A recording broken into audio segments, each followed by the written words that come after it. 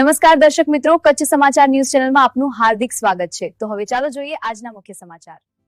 આજ રોજ સમગ્ર ભારત સહિત ગુજરાતમાં પરંપરાગત અને ધાર્મિક ઉત્સાહ સાથે હોલિકા દહનનો પાવન તહેવાર ઉજવાઈ રહ્યો છે।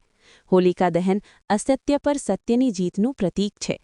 ધાર્મિક માન્યતા મુજબ પ્રહલાદની અડગ ભક્તિ અને વિશ્વાસ સામે અહંકાર તથા અધર્મનું પ્રતીક બનેલી હોલિકાનો નાશ થયો હતો। આ પ્રસંગ આપણને સારા કર્મ, સત્ય અને ન્યાયના માર્ગ પર ચાલવાની પ્રેરણા આપે છે। શહેરો તેમજ ગામડાઓમાં સાંજના સમયે હોલિકા પ્રગટાવી પરંપરાગત વિધિ સાથે પૂજન કરવામાં આવશે। લોકો પરસ્પર શુભેચ્છાઓ પાઠવી દુષ્ટ વિચારો અને નકારાત્મકતા ત્યાગવાનો સંકલ્પ લેશે।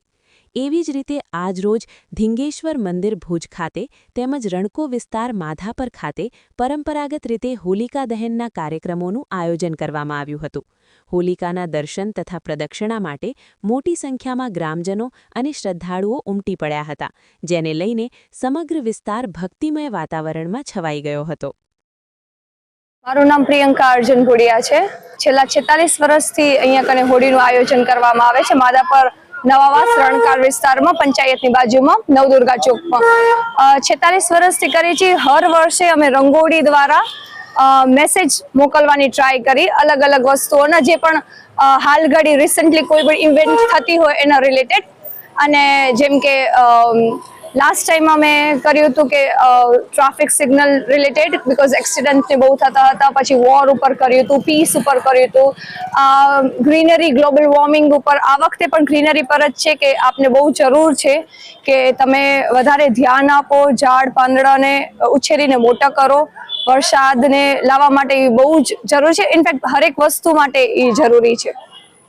આની તૈયારી માટે પુરુષો 2 દિવસથી, આમ તો જોવા જઈએ તો 5 દિવસથી લાકડાઓને ભેગા કરે છે અને હોળીના આગલા રાતે બહુ મોડેક સુધી લોકો કામ કરે છે।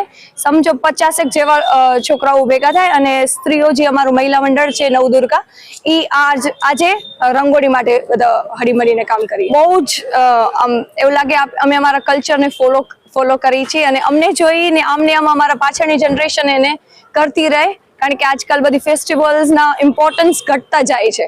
તો એવી ઈચ્છા છે કે આમ ચાલતું રહે।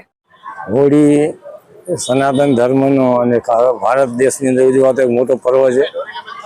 દરેક રાજ્યની અંદર અલગ અલગ ઉદ્દેશથી ઉજવાતી હોય, એમાં ગુજરાતની અંદર અને એમાં ખાસ કરી અમારા માધાપરની અંદર આપણે જે સ્થળ ઉપર ઊભા છીએ એ હોળીના 47મું વર્ષ છે। માધાપરની મૂળ હોળી અમારી વસાણની અંદર થતી, પણ જેમ ગામ મોટું થતું હોય એમ જગ્યાઓની અંદર અલગ અલગ જગ્યા થતી હોય, એમાં આજથી 47 વર્ષ પહેલાં હોળીની શરૂઆત રણકા વિસ્તાર તરીકે ઓળખાતા વિસ્તારની અંદર અમે ચાલુ કરેલી।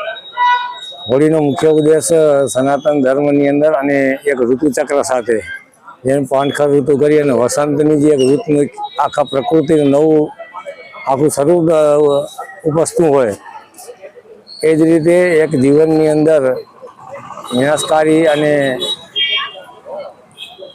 પ્રકૃતિ સાથે અને સામાજિક દૂષણોનું એક સામાજિક માનસિકતા સાથે પ્રકૃતિ સાથેનો એનો નાશ થાય। હોળીના દિવસે અને હોળીના પર્વની અંદર એક સામાજિક જે દૂષણો હોય એને દૂર કરી અને આખું વર્ષ નવા વર્ષની અંદર ભાઈચારાની ભાવનાથી સૌ હળીમળીને ઉજવે એવા ઉદ્દેશ રહેતા હોય। એની અંદર બાળકોથી કરી અને બીજે દિવસે ધૂળેટીના દિવસે અલગ અલગ રંગોના ઉત્સવની અંદર વેરભાવ રાખ્યા વગર પોતાની અંદર રહેલા કળા અને ભાઈચારાને પ્રદર્શિત કરવાનો દિવસ હોય। સામાન્ય રીતે વર્ષ દરમિયાન કોઈ નાની બોલાચાલી થતી હોય, મનભેદ થતા હોય, એને દૂર કરી અને એક રંગ ઉત્સવની અંદર સાથે જોડાઈ ઉજવે અને મન ખુલ્લાથી ભાઈચારાના ભાવનાથી પવિત્ર ભાવનાથી આનો તહેવારનો ઉજવો થતો હોય, તો આજના દિવસે હોળીની સૌ આપના દર્શકો અને સૌ ગ્રામજનોને મારી હાર્દિક શુભકામનાएं। આપણે સૌ આપણામાં રહેલા દુર્ગુણો દૂર થાય અને આપણે સમાજ માટે, પરિવાર માટે અને દેશ માટે સારા વિચારો કરી અને સારી આપણે પ્રવૃત્તિની અંદર દેશના સારા કાર્યમાં જોડાઈએ અને ગામની અંદર અરસપરસ ભાઈચારાની ભાવના અને ખુશખુશાલ આપણા સૌ પરિવારો સાથે રહીએ એવી આપ સૌને હાર્દિક શુભકામના સાથે ખૂબ ખૂબ ધન્યવાદ, આભાર।